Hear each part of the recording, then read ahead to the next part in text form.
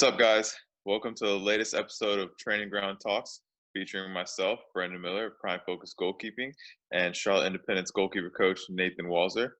Our Training Ground series is an in-depth look at how professional goalkeepers and coaches use video analysis to help them improve the goalkeeper's game. And so, without further ado, we want to dive into our second episode.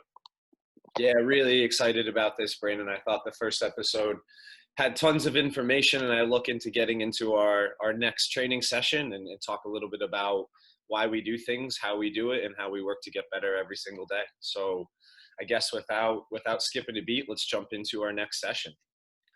Cool. So we start off with our periodization plan here, similar to what we talked about last week. Why we do things in what area of the preseason practices, and we start to focus on this week angled shot stopping from inside the 18. And if you look at the picture here, you can really get a good visual of the situations that we want to cover, the angles that we want to cover. And when we look to the left, we can break down our technical, tactical, physical parts of the game, and then we can see what our main topics and subtopics are for the actual session itself. And in this session here, it's going to be a shot stopping session with our positioning. We really want to focus on finding the ball line, making sure our actions are fast and balanced. And the piece of our tactical phase is going to be focusing on our adjustment phase. So how we can adjust, move right before we deal with the shot. And so our main topic is obviously shot stopping. We're going to see a little bit of reaction saves with our subtopic here. And again, we're going to talk about moving across the goal and making sure we're set and balanced and ready to deal with the situations. So as we go into the session, this will give you a little bit of an idea of what we're actually going to do in the session. And this is how we like to put it down on paper. So in each of the sessions, I like to split it up in 6 different segments. And the warm-up and everything that's something I like to include in the session plan because it's a really important part of our session. And as we move to the next piece of it, it's going to start out with a technical component, just getting the guys familiar with the ball and moving it with their feet and their hands. And then we're going to move into a skill prep, which would be our technical handling movement prep piece. And then we're going to get into some live situations in the goal. So I'm really excited. We'll start with some video and we'll just move forward from there. All right. So after our warm up, we go straight into some handling and some movement. And this exercise is really simple. It's just a simple starting with the feet, moving the ball from one side to the other, switching the point of attack. And one of the things we want to focus on this is playing around. And so in the warm up, we have to make sure that we're giving it from different angles. And when we start into this, Brandon, what's going through your mind as you get into a little simple technical warm up with the ball? This for me is just getting my feet going and starting off practice with a lot of simple movements, but done at a really high level and consistently correctly. I want to focus on my contact on the ball, inside of the foot, same place every single time, nice and smooth on the ground, and just making sure I'm focusing on every single rep, as opposed to like you said, this is pretty simple. Most goalkeepers at any level could do this every single day, but the point is to do it at a consistently high level every single time, every single day. So for me, just focusing on every single rep, every single touch, whether it's one touch, two touch, balls going across, just focusing on the accuracy, finding the right foot for the server, keeping the ball on the ground, and just getting good contact every single time. That's a really in-depth, high-level answer. And for all the younger goalkeepers, I mean, you go to the professionals and you think that the sessions are going to be these crazy topics. It's going to be all over the place. They're going to be diving, jumping, doing something completely different than you actually would guess. But there's times where we like to bring it back, and the game doesn't change throughout all the levels. Maybe the speed changes, maybe the way guys strike balls, but the fundamentals never change. And Yeah. how long did it take you to kind of get that as a mentality in training, or is that something you've always had in training where you've been able to come in, dial down to the basics and been able to perform that? I would say that mentality, it took a while. I mean, I've always had a good work ethic, but coming in and working hard is different than, working with the right mentality and working smart. Like, yeah, I didn't really always have the focus to, dial in on every single rep and focus on every single rep to make sure my technique and my form for everything is done right. So it takes a while to realize, and it takes a while to realize how that translates into a game, right? How your training, the level of your training translates into the level of your play on a consistent basis during matches. So that's something that I started to notice over the past couple of years is the higher level that I train at on a consistent basis, the higher level of play I have in games. Yeah, that's a great answer. And one of the main words that I kept hearing out of your mouth, and that was focus. And you own your own company called Prime Focus Goalkeeping. Is there something there? Is there a reason why that name is that? Because for me, you keep dialing back to that word, and then I see your business. What's the inspiration behind the name a little bit? It was I mean, when I started the company, I just kept thinking about what do I, as a goalkeeper, constantly need every single day, whether it's games, whether it's training, even when it's off the field. It's I need focus, and it's not just focus; it's absolute focus on every single detail of my game, every single touch, every single rep, and so that's why I combine the two words, prime focus, and that and it kind of you know trying to get geared towards absolute focus for goalkeeping is it's what you need. I love that. And I think it for me it's a cool name because it's not just a brand. It is a brand, but it also has some application into our game, into our training habits. And how long did it how long is something to develop your training habits? How long has that taken? When you were an academy player, when you were a youth player, did you have it? Did you just were you dialed in or did it take some time and some mentorship from maybe some people to get you to the place where you are today? No, it's definitely taken a long time. And I was just having a conversation with a goalkeeper I trained yesterday, and he wants to work on his feet and get better at his feet because he feels like it's a weak part of his game. And we've been working together, I'd say, off and on for at least a year. And you can tell he's frustrated because his feet aren't exactly where they need to be. And I tell goalkeepers all the time, I'm 30 years old and I just got confident with my left foot, within the last year. And that's could be a little bit slower for some goalkeepers in terms of development, but it's not something that's going to happen overnight. And it's the same thing with your mentality as a goalkeeper. You're not going to all of a sudden just be able to switch it on and be like, you know what, I have the right habits. These are the habits I need. I'm going to start doing those every single day. Like it's something that you have to do over and over again for days, months, years until it finally, becomes a habit that you're doing over and over again. Yeah, and I think that's a really good point for a lot of young goalkeepers because we watch pros all the time and we watch high level EPL games and La Liga, and these guys are pinging balls right left foot all the time. And to know that these guys didn't just come up with this overnight, they are after training, they are working on it nonstop. And a professional like yourself who's been here for a long time to just be getting comfortable. And I mean, from my opinion, you're playing right foot, left foot into pockets all the time and really consistent level. So for you to be able to continue to push and develop that, for me, speaks volumes about yourself. And I think young goalkeepers need to know that because we, in a society, we want results immediately. We want to be able to do it day in, day out. On the second day, we try a skill. And so to know that just it takes time and to be able to stay in it really is a testament to you. And it lets goalkeepers know that it's going to come.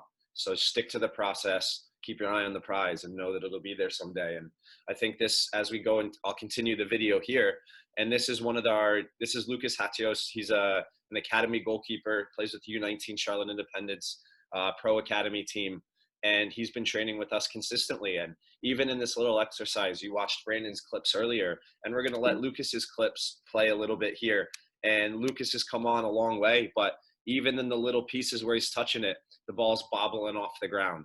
He seems nice and comfortable, but to be able to do this exercise at a really high level, it still takes focus because we think we can do it day in, day out. It's really simple. I'll just show up. But to really be dialed in an exercise like this is difficult. And Lucas has done well, but he's still got a little ways to go. And he's starting to get these movement patterns down and really get that focus to be able to do it day in and day out. Yeah, I think you can kind of see, and I've had conversations with Lucas. He's done an interview for the Prime Focus goalkeeping blog, just talking about his journey and the transition from youth to the pro level. But I think you kind of see uh, the different mentality that you need when you step up from training with the academy team to training, with the professional team. And so I think Lucas is starting to see that shift and starting to change the way he trains as well.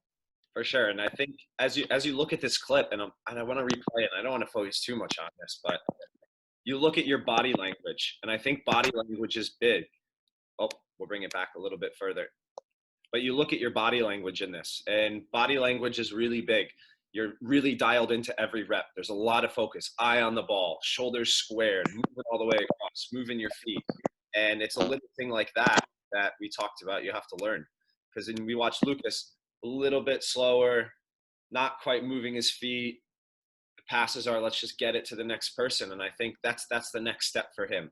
And he can do the skill, but how do we do it at a really, really high level? And so I think he's learning that, which is, for me, it's awesome to have him train with two really experienced goalkeepers like yourself and Austin to kind of show him the path and show him the way. And he's really done well with that. And Yeah, I think the next step for a lot of young goalkeepers is to treat every rep like it's a game rep. um, then, and that's how I tend to approach every single rep in training. Is like how, even in basic handling like this, even in basic passing like it was before, how can I or why am I doing it? I'm doing it because it happens in games, right? I see a lot of the service, I see a lot of these balls at my feet in games. So if I can consistently do it well here, then I'm gonna feel even more confident in a game to do it. yeah, that's a really good point, Brandon. And so moving on, um, we go from the ground, and then we're going to go up into the hands. And for me, just as a simple session design, we're going to see shots from angles in this session. So it's really important that when we start getting the confidence and getting our hands activated, that we're seeing some stuff. We're seeing some services from angles, and that way the movement patterns are going to be really similar to what you may see in the next exercise. We'll just start out here with just some simple volleys. But as we watch, every single action is really clean, quick, and we talk a lot about squaring your body behind the ball if it's hit to the side, and just little moments like that where if Lucas's service isn't right at you, you're moving your feet quickly, you're getting your body squared behind. And one thing we talked about last week was just that jump into getting set.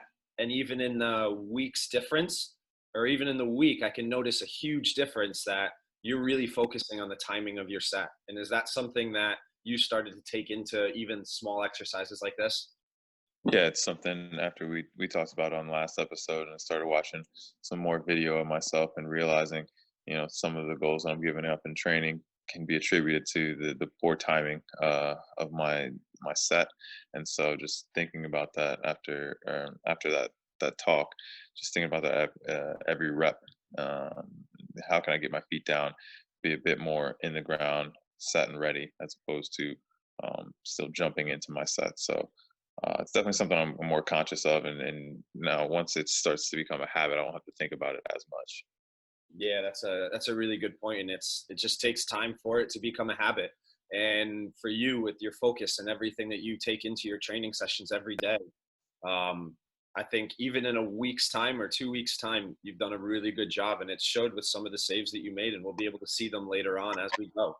And so as we progress on into this, um, we start obviously with some movement and getting our hands ready, and then we got to start hitting the ground a little bit. And for me, there's a little bit of a physical piece.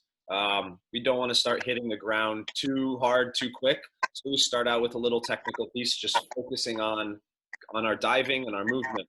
And even in this, there's little focuses. So as he's on his knees, you can see the power step, you can see the shoulders and the hands going first, you can see a really good finishing position. You can see he's using the ground as a third hand to pin the ball.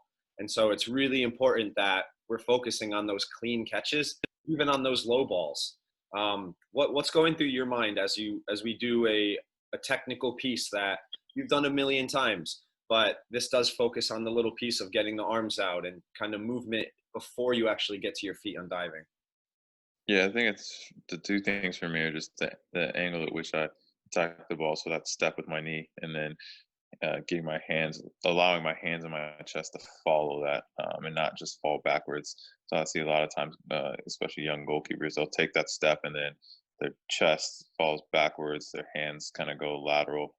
So I want to continue to. You talk about it all the time, going diving through the ball as opposed to just meeting it, and so I think this is like the basic step for that to learn that that form. Yeah, that's you went to something. I heard a coach say it. I had a coach that used to say it all the time to me, and then a really good friend of mine, Adam Pierce, used to always say it when he was working with Ohio State, and he'd say, "Just go through. Don't go to the ball. Go through the ball." And for some reason, that just resonated to me, and it always stuck. And so even in moments like this, it's just getting out, and you'll see it in the next exercise where the goalkeepers are really diving at the ball and through it. So I think that's an awesome point. And then from the ground, we progress into dealing with balls that are bobbling. And so as we start to deal with angled shots from inside the 18, we're going to see shots across our body that are on the ground, that are low, that are dribbling. And to be able to hold those shots, those are almost some of the most difficult, in my opinion. Um, and so to be able to train it and see it and be confident. And do you think do you think this exercise helps you with, it's obviously being able to deal with the ball, but there's a little bit of a confidence piece in it too, isn't there?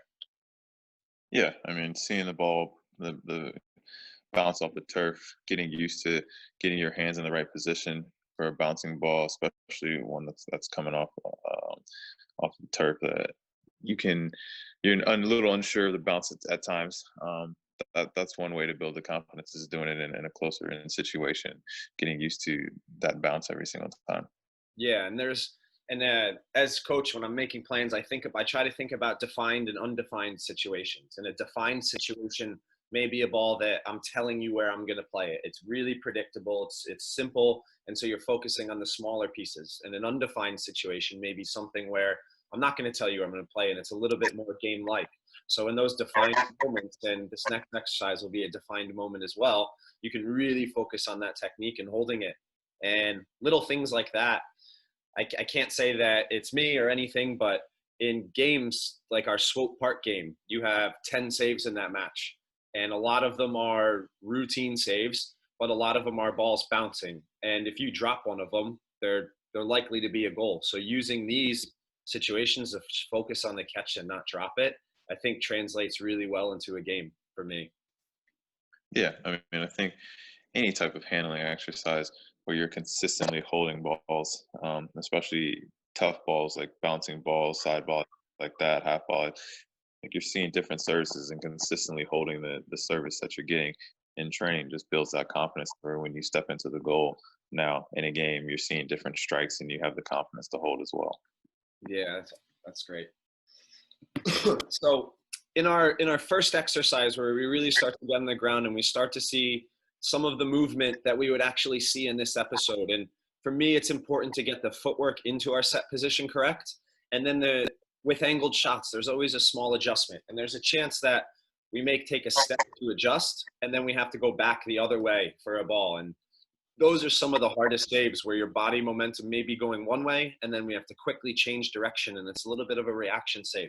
So in this exercise, we'll start to see a little bit of movement prep that gets us prepared for the next step where we get into live situations. And we started this, and I was explaining the exercise, and you asked me a really good question. And do you remember what that was? I do remember it was which foot do you want me to step with first?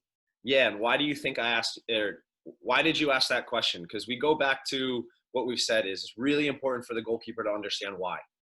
It's important for you young goalkeepers to ask their coaches the questions and to be able to learn the answers. So why do you think, I forgot where I was going with that. Why do you think, um, man, what was I saying? Why did I ask that question? Yeah, why did you ask that question? What was going through your mind at that moment? So for me, it's always about efficiency of footwork. And so stepping with one foot as opposed to the other foot, it's just a bit different with the footwork. It causes a bit more footwork with one stepping with one foot as opposed to the other. So I wanted to see which foot you wanted us to go with in order for me to be as quick as possible to the marker. Yeah, and that's a great point. In this drill, and there's some times where I'll say just get into your set position, and it won't be that specific. But with this exercise, it was really important to me that we went with a certain foot. And on this side, I wanted you to step with your left foot first. And for me, it's a little bit of a mirroring concept, where if we pretend that the shooter's at that marker to Brandon's right, and they take a touch to the right, if Brandon steps with his left foot, he's going to naturally cut off the angle to his near post. And when his right foot gets set, it's going to be planted on the ground, which is going to allow him to go back the opposite direction to make that far post save, which makes his footwork really efficient.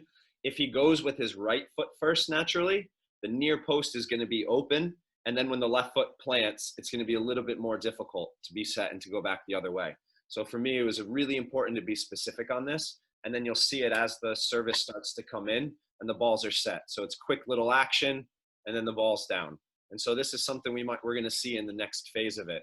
And so you watch the keepers here and the footwork's fast. It's really simple.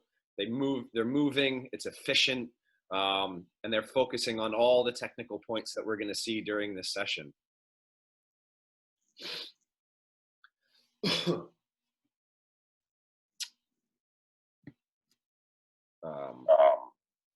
gotta think of something. So do you notice, is there any little specific pieces of this kind of footwork that you're focusing on?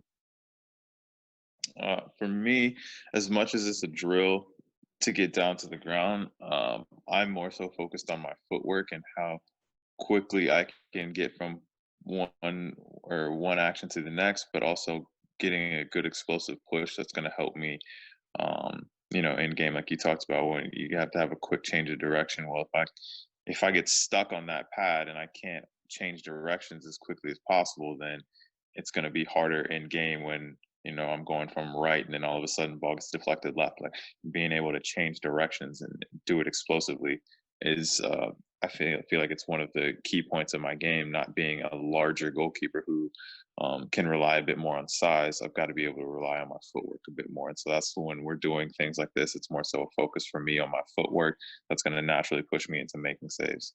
Yeah, and you do a really good job in this.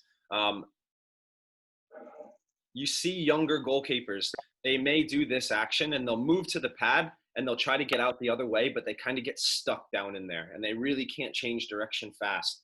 And you do a really good job to focus in here on getting to the pad, but not only getting there, staying balanced, and being able to get out the other way really fast. And one of the things I want to focus on in the next few clips is your power step.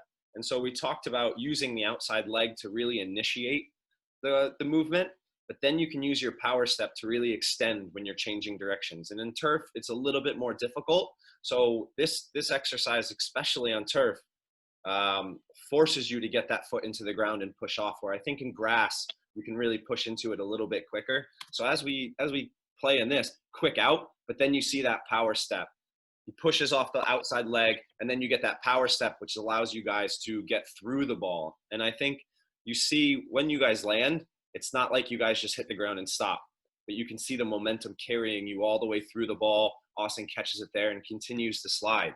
And I think a little bit is initiating that push, but then getting that power step to be able to get you to tip the ball or push and get to that far post. And so, like you said, it's that efficiency of footwork that's so important.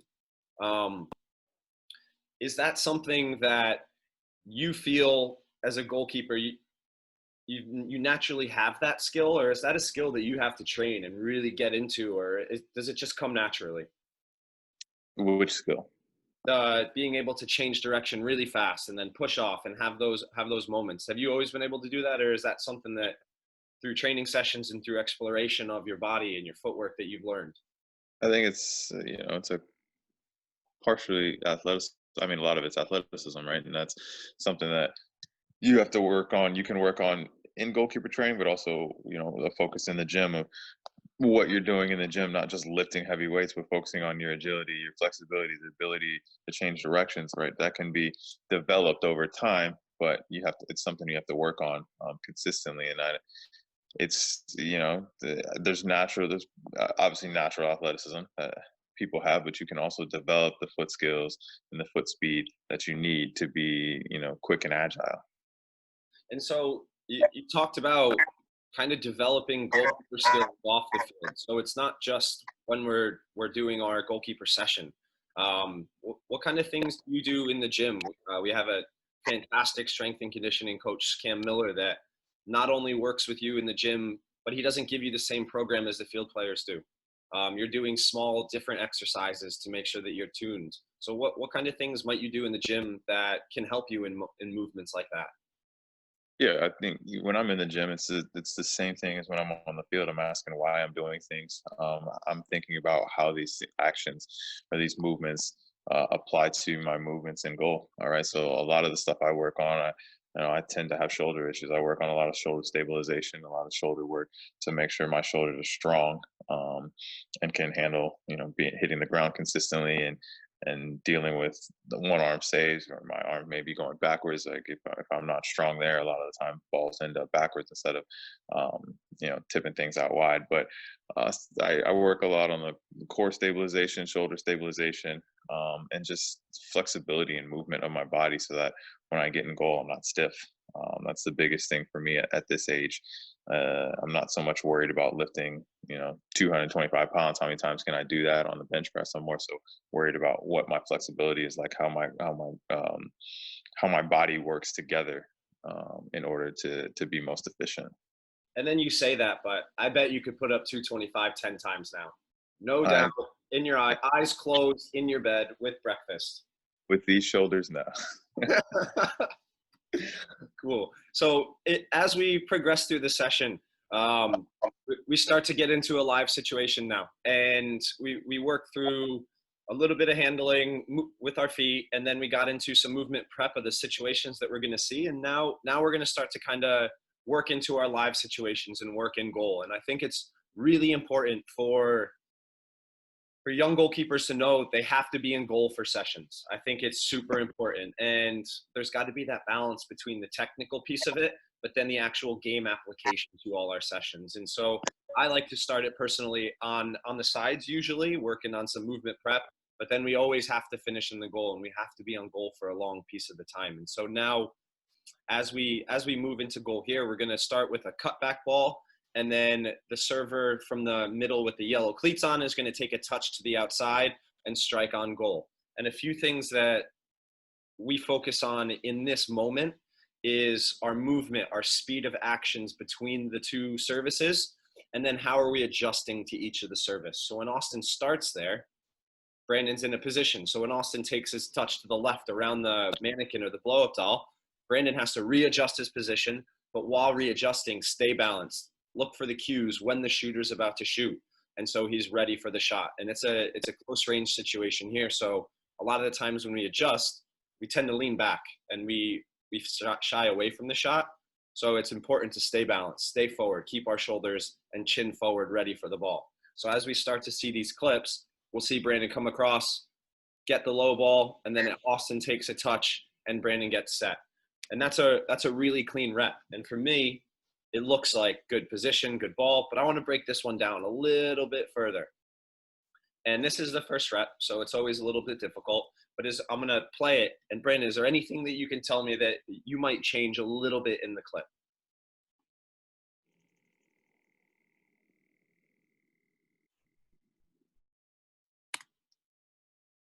I'll play it back again because I'm Yeah. looking for one really specific action, and it's hard to read my brain. We know that.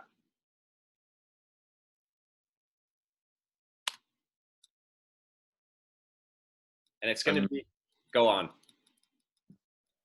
From what I can see, maybe the transition from the set position to adjusting that quick angle, the little bit of a hop there to get my feet down. Mm-hmm.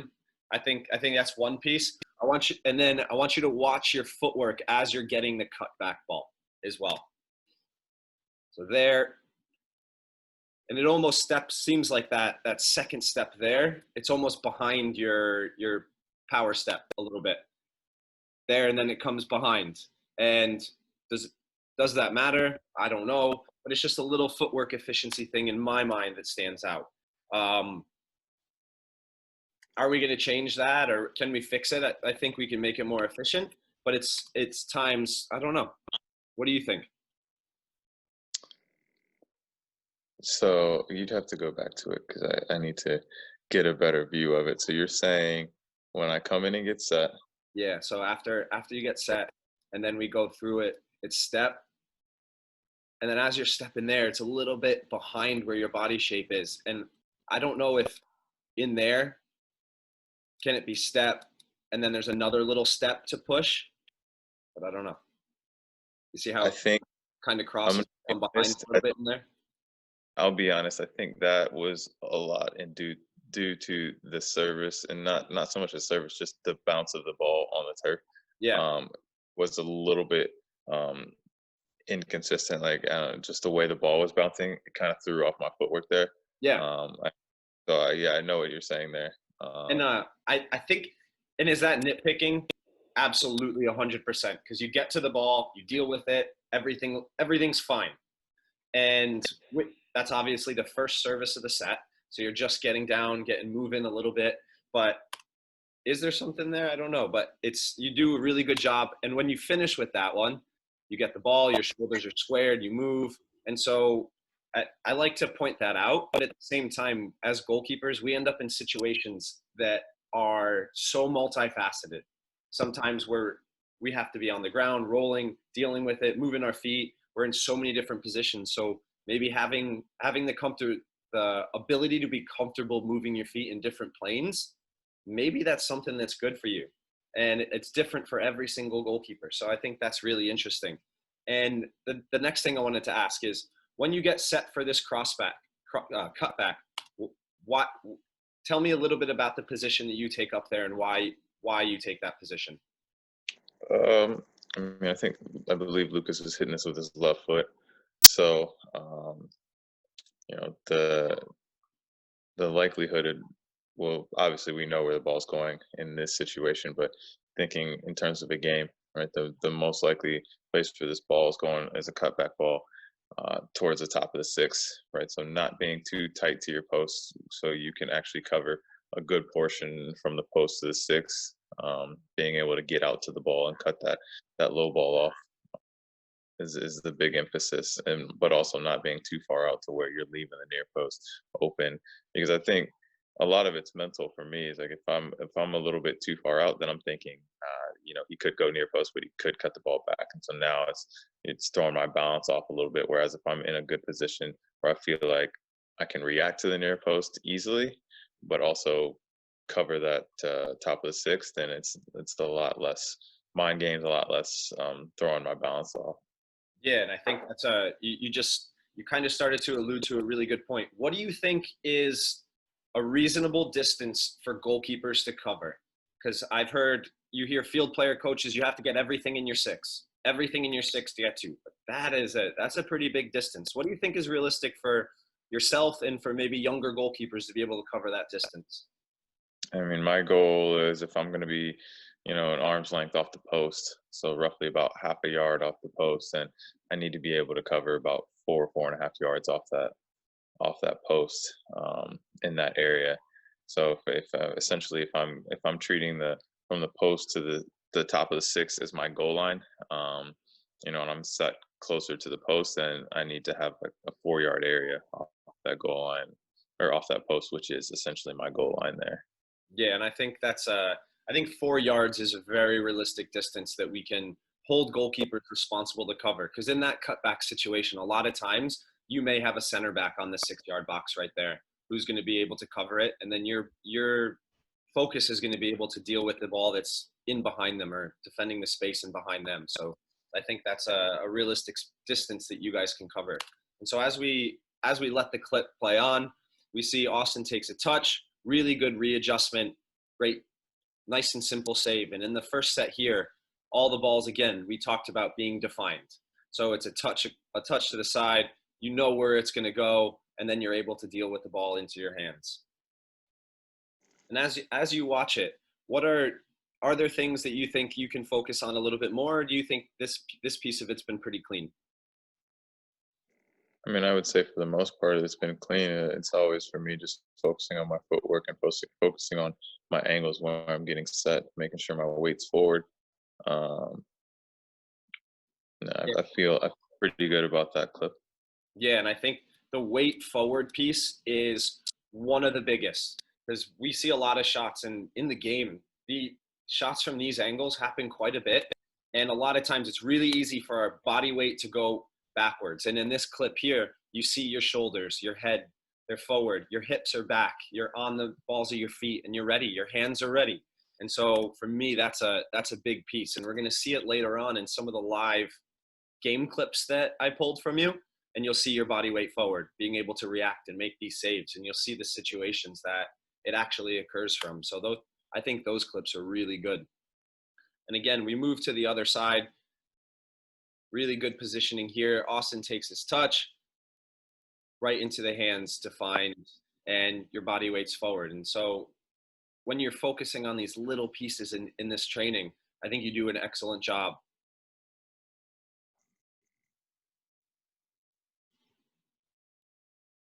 Is there, for you, when you're focusing on this, is there a big piece of your positioning and finding your ball line as part of the exercise?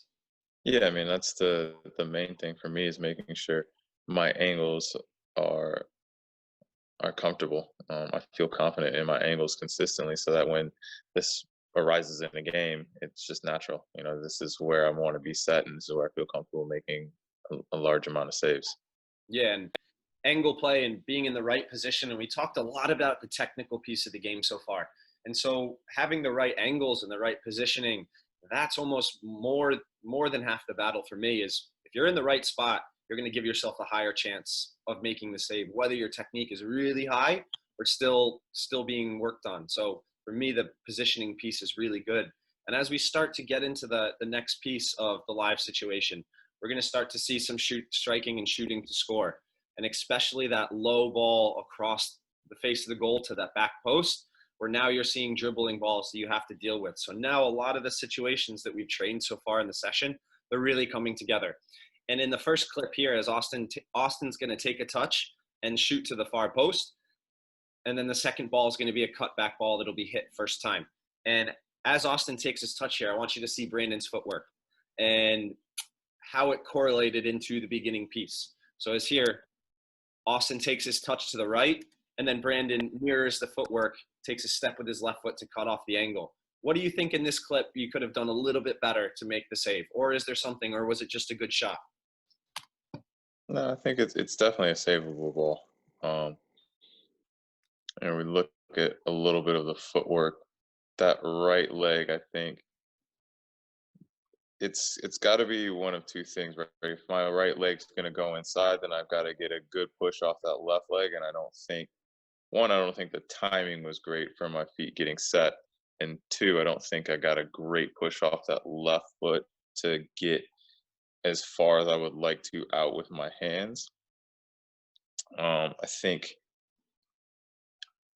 that left arm is a bit of an issue for me. I think it's always been a bit of an issue. Mhm. Uh, Shooting up instead of coming across to give me that extra half inch with my right side. Um, but those are probably the main things I would look at there. Yeah, and those are all really good points, and it's a good analysis piece of you breaking your own save down.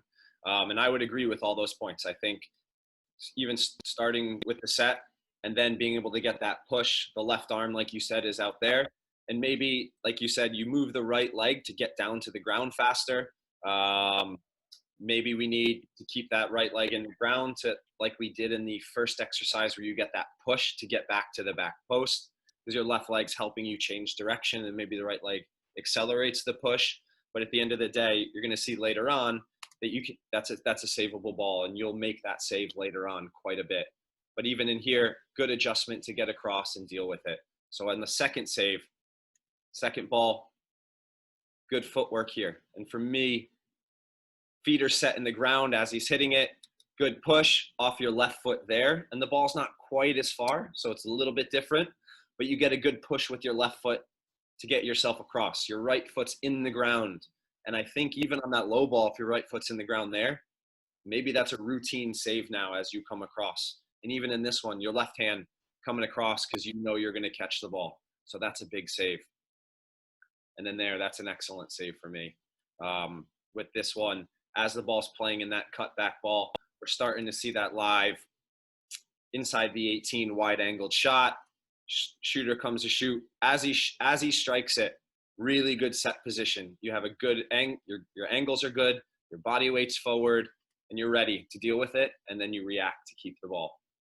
So for me, that's an excellent save and something that we could actually see in matches. And so we'll just let the clips play a little bit longer. Big time save. Ball's coming across. We start to see the set position. As he gets set, big push with his left foot, right foot in the ground. And even just being able to put your foot in the ground there and getting that push, I think that's what helps you get the ball around the corner. And that ball was heading for the upper 90. Good ball there. I mean, these are... Yeah, the push is key, especially for me when the way a lot of times the way my feet tend to go a little bit wider, so I rely a little bit more on that single leg outside push, being able to extend to balls down in the corners or down in the side netting like that for me is key. So the single leg strength we talk about, even like going back to the parts we looked at earlier, some of the activities we did earlier, of pushing off and change of direction, like those are the key things that build into these saves. Yeah, and tell me what happens if they score the first ball? What does that do to your rep? Like, because obviously you're dealing with two balls. When I played, and I see it with a lot of younger goalkeepers, what happens if you let the first ball in the rep in and then you have to make the second save? Is that something that bothers you mentally? Because I know with myself, sometimes I let the first ball in and then I might have shut off a little bit, or I see a keeper just kind of shut down to make the second save. Can you talk me through what mentally you're thinking?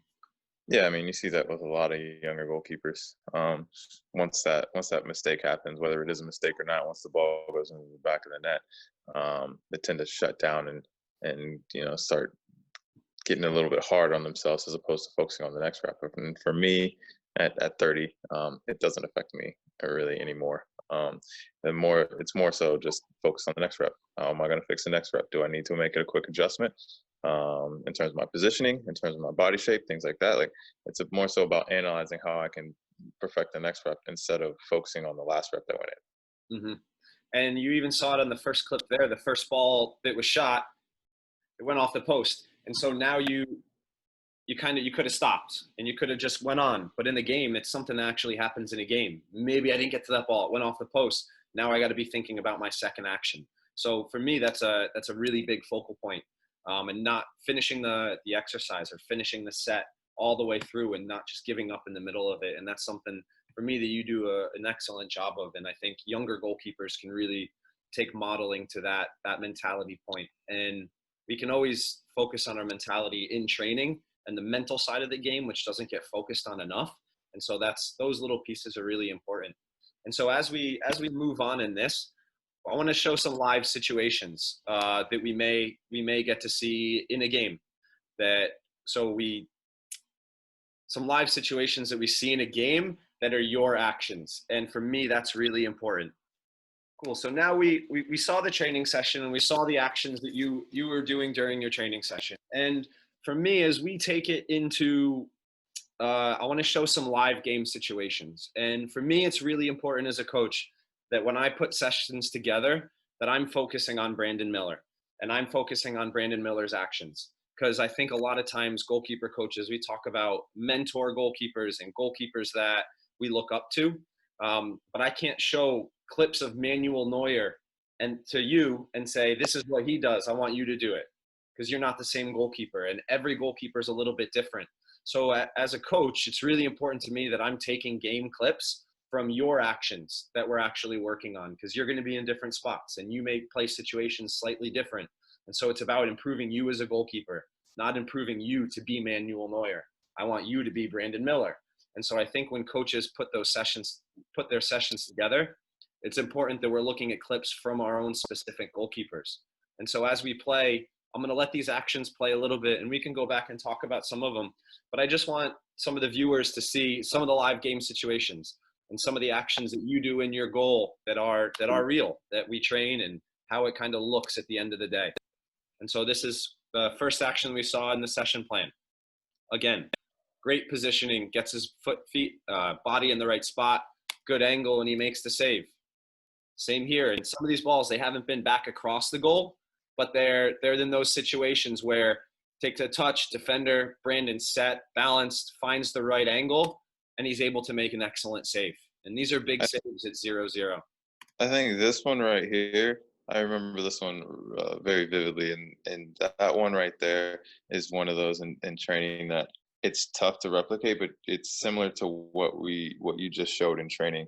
Like you can see right there, Afram, the defender who's basically blocking off the shot here.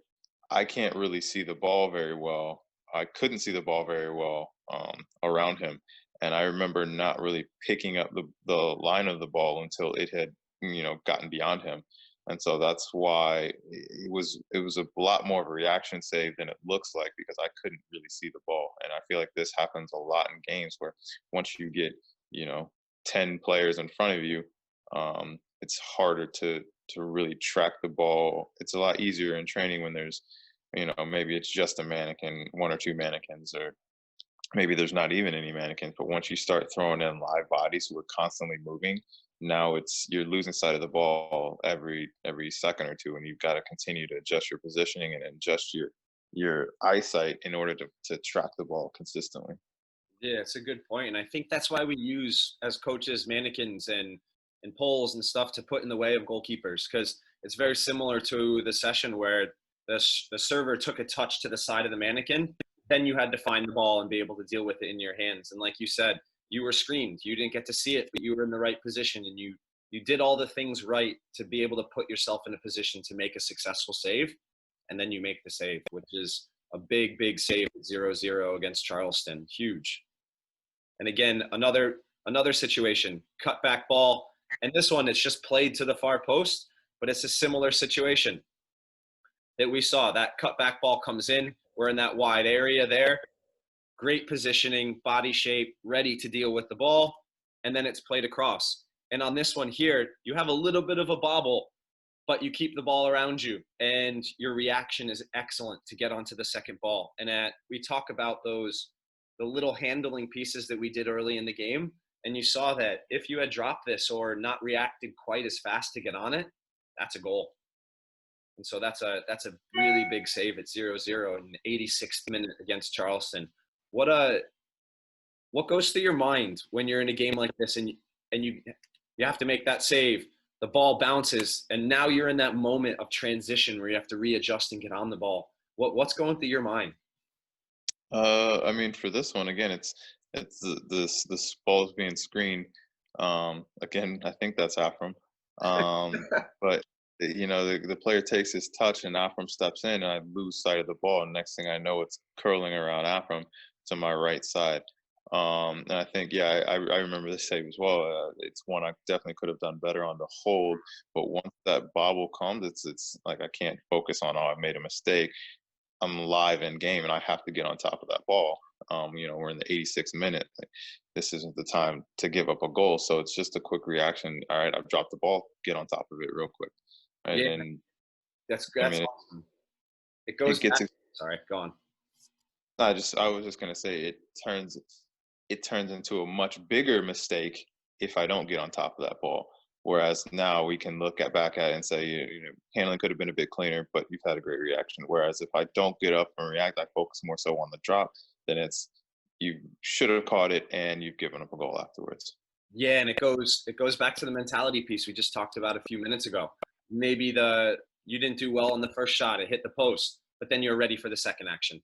And here, the first action, maybe you didn't do as well as you want, but you were immediately ready for that second action, and you're able to keep the team in the game. And this is an excellent one. I love this clip. And we see it. This is a save that looks a little bit easier than it really is. It looks kind of at you, but it's that cutback ball from that angle in that wide area. And again, you can see the center back. He's in that position where maybe he's screening the ball a little bit. Brandon finds an angle that, and actually, before I even say that, tell me a little bit about that. How do you use your defenders to help you in the goal? That's a good question. I was actually just going to bring this up because this is a perfect screenshot of it right here.